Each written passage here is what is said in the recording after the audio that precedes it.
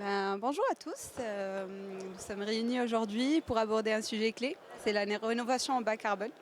À cette occasion, nous aimerions bien passer au-delà de la théorie et partager avec vous un retour d'expérience concret.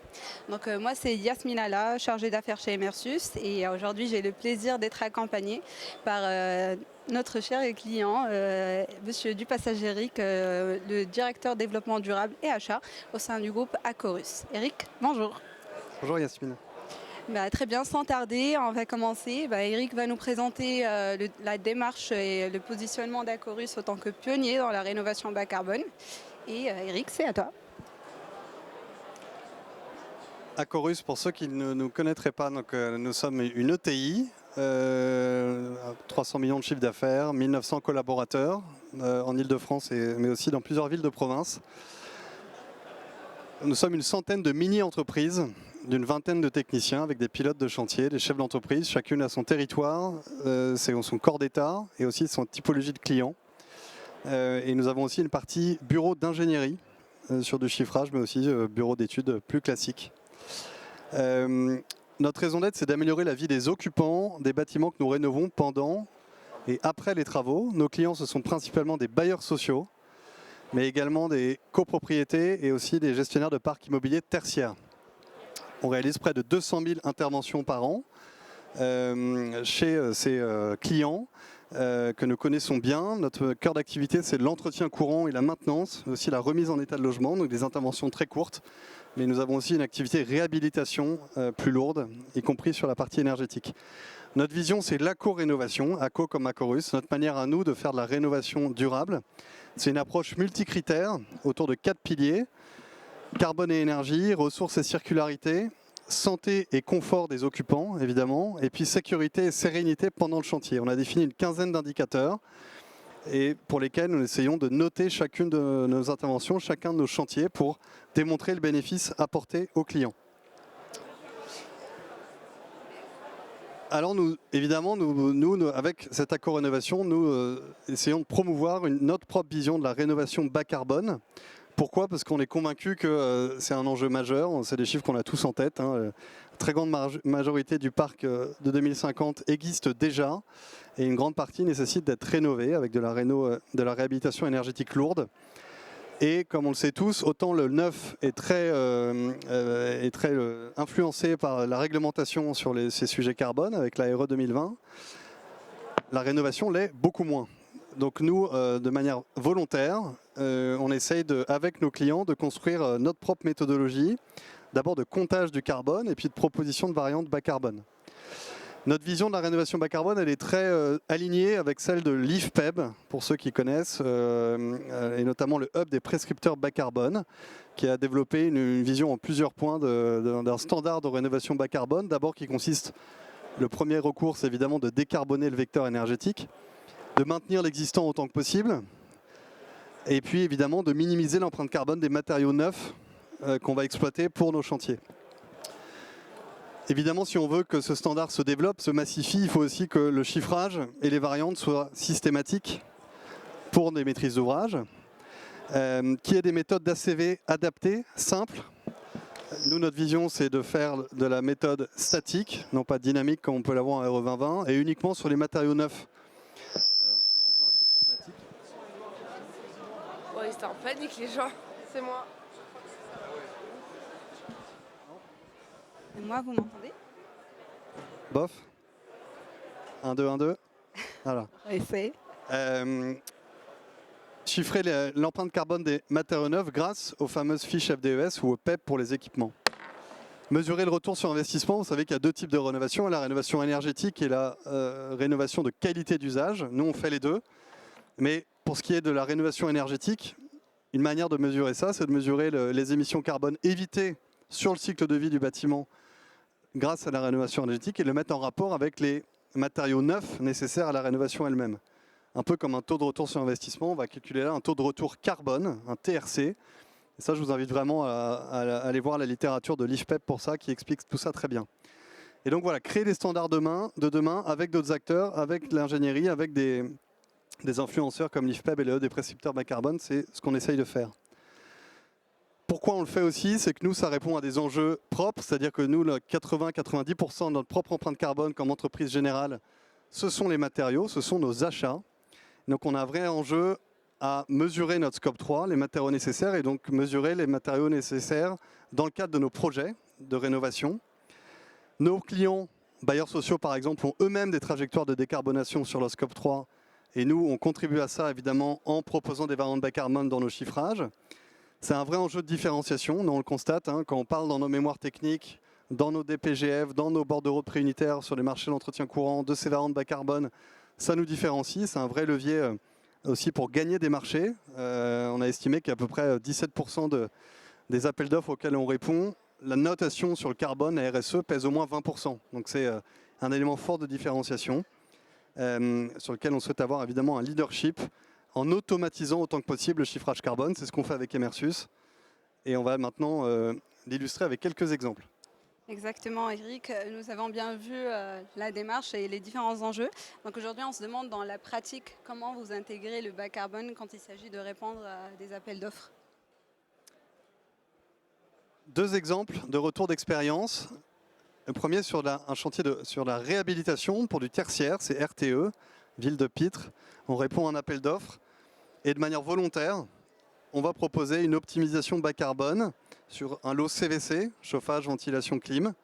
On utilise Emersus pour ça, donc il va lire concrètement le fichier Excel de DPGF, répartir les différents lots et quantifier le carbone sur tout le cycle de vie en utilisant évidemment autant que possible la base IGNES et les fiches FDES et les PEP. Ensuite, on essaie d'optimiser ce scénario avec un scénario bas carbone que vous voyez à droite là par exemple. On identifie du coup les produits, les matériaux qu'on pourrait substituer aux matériaux standards poussés dans le CCTP ou dans l'appel d'offres.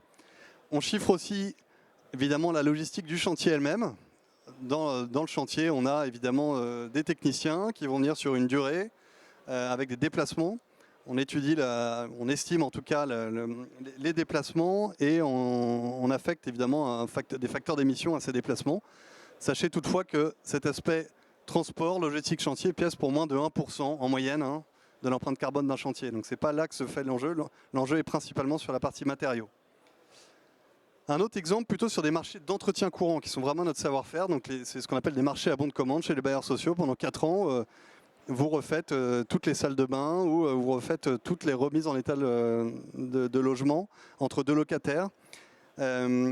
Et donc ça c'est nous, dans ce qu'on appelle des bordereaux de prix unitaires, on va mettre toutes nos prestations chiffrées évidemment en euros. On va ajouter dans ces documents, dans ces réponses aux appels d'offres, dans le mémoire technique mais aussi dans la partie chiffrage, une partie carbone sur l'ensemble des matériaux qu'on sera susceptible d'acheter sur ce marché. La variante bas carbone par excellence, évidemment, c'est le réemploi. Nous, on pousse à fond là-dessus sur ces sujets de sanitaire notamment. On est actionnaire d'une entreprise qui s'appelle CycleUp, qui fait du reconditionnement sanitaire. Mais pas que, entre deux produits standards, conventionnels, vous pouvez avoir des écarts d'empreinte carbone de 1 à 3. C'est ce qu'on essaye de faire systématiquement maintenant dans ces bordereaux de prix unitaires. Donc là, vous avez vu deux exemples très concrets de manière de chiffrer le carbone de manière très pragmatique, en s'appuyant juste sur les matériaux neufs et avec une méthode statique, en quantifiant aussi un peu la logistique chantier. L'un dans le cas d'une grosse réhabilitation, l'autre dans un marché d'entretien courant, où on intègre la variante bas carbone dans nos réponses au chiffrage. Merci Eric, moi-même, et je pense que l'audience aussi, on a bien compris que pour passer le cap vers la transition, il faut avoir la vision. Une bonne démarche et aussi les bons outils. Donc c'est là où Emersus intervient. Pour ceux qui ne connaissent pas Emersus, on est la filiale éditrice du logiciel ACV au sein du groupe Egis. Donc aujourd'hui, on vous donne la plateforme pour réaliser vos études ACV sur toutes les phases du cycle de vie de vos projets, quelle que soit la taille et le type. Donc vous pouvez commencer de l'esquisse jusqu'à l'exécution du projet et même aller loin dans le reporting. Nous accompagnons aujourd'hui plus de 2000 utilisateurs, plus de 10 000 études ont été réalisées sur Emersus, donc le logiciel est bien entraîné.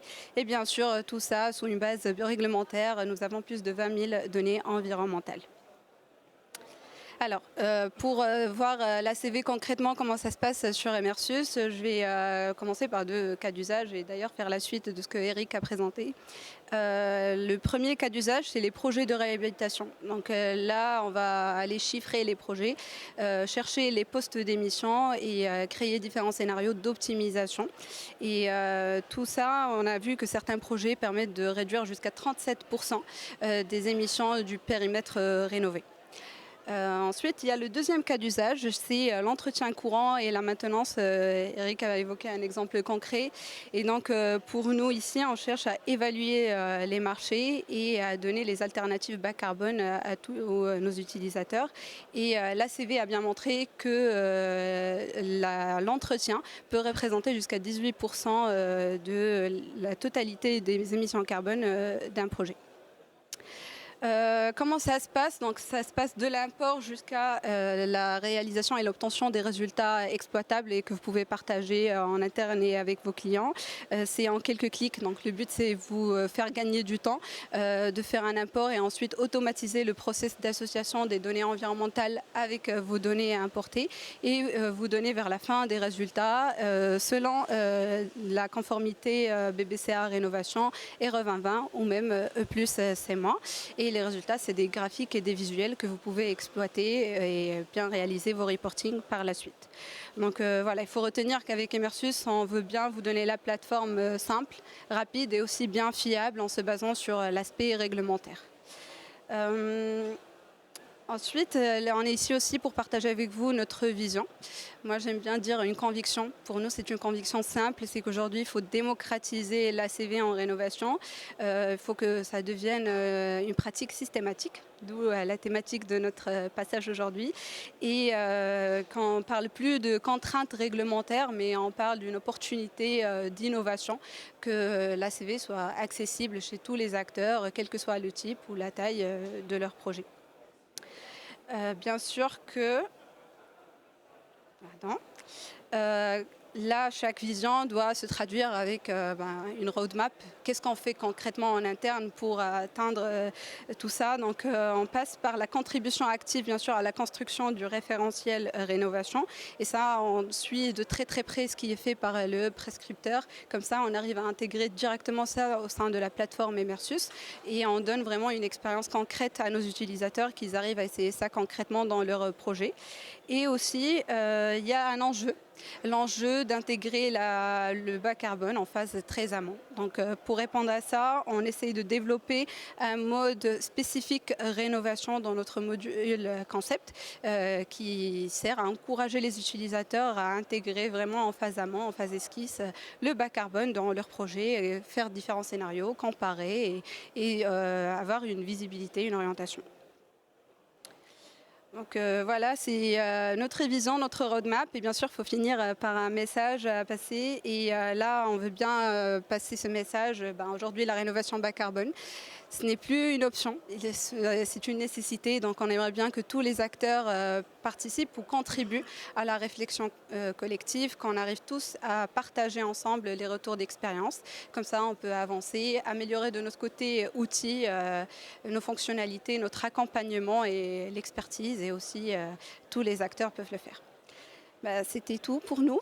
Merci Eric de nous avoir accompagnés, pas qu'aujourd'hui, mais toujours pour nous remonter le retour et nous aider à améliorer la plateforme Emersus. N'hésitez pas, si vous avez des questions, vous souhaitez voir encore plus, on est dans l'espace Startup, le stand de 21, il y a mes collègues et moi, avec plaisir. Et là, si vous avez des questions, je pense qu'on a un peu de temps, oui ou non?